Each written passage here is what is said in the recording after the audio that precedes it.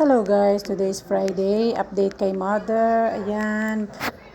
Today, pang 10th day niya dito ngayon. Kasi Tuesday, August 28 nung kami 29? August 29 nung kami ay pumunta dito na dapat ay check up lang hanggang inoperahan na rin. So, na doon sa mga ibang video ko, ayan. Ngayon magbe-breakfast siya. Okay na si Mother.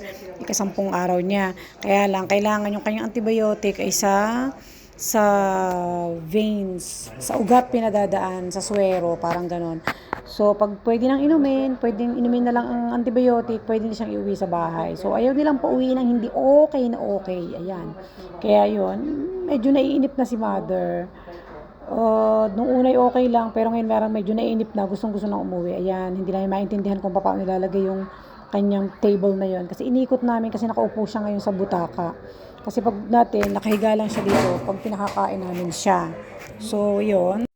So, yan. So, medyo nag-okay na. Ayan. Kakain na siya. So, inaayos-ayos lang natin.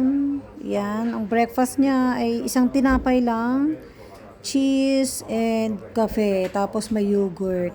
Ganun lang kasimple ang breakfast niya. Sanay naman si Mother ng ganun. Parang ayaw na rin, simula nun parang ayaw na rin ang inay kumain. Minsan nagbe-breakfast kami ng rice, may hotdog, egg. Naku, hindi na siya nakain ng ganun. Hindi na siya sanay, pang lunch niya na yon. So, kaya minsan ay, porridge, yung Quaker Oats. Yun, sanay siya ng ganun.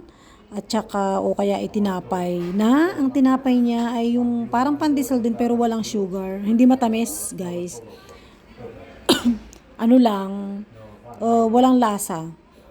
Yan ay healthy. Yun ang gusto ng mga pedya dito sa mga bata. Ang kakainin lang na tinapay, yung tinapay na ganyan, yung harina lang at saka water and salt. Yun lang ang ilalagay. Walang butter. Yan. So, yun ay bread. Yun ang normal bread dito. Na pwedeng palamanan. Lagyan ng hilamusan ng kamatis, ganyan. So, yan. Cheese. Oo. Cheese ang kanyang palaman ngayon. Kasi kahapon, jam and butter. Ngayon naman ay cheese. Sobrang laki naman ang inilagay kong yon.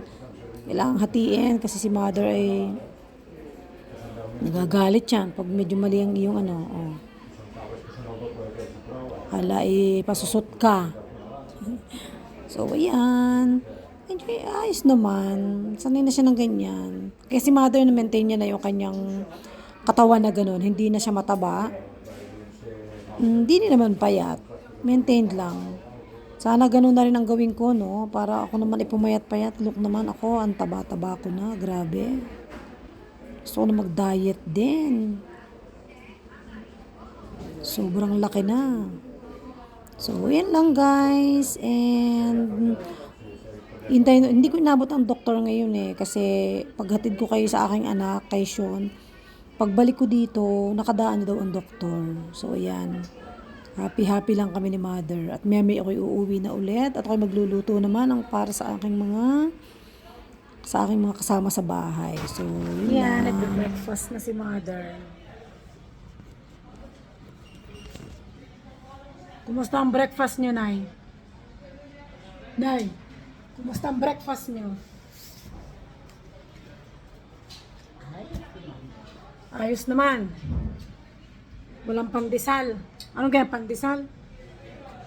Ate muna yun. Parang pandesal din, Inay. Mayroong kuwan, mayroong borbor.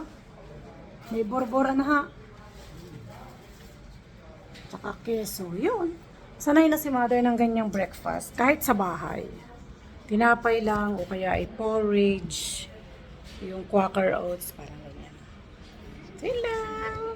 Update kay Mother. Today is ano ba? Friday. Pang ilang araw na nga Ini pang ilang araw nyo na dito? Friday. Nag-start siya dito ng Friday, Tuesday. Merkulis, Wednesday, Thursday. Nga naman.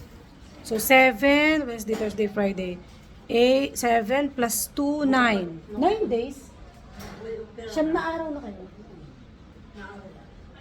Yun, 9 days na si Mother dito.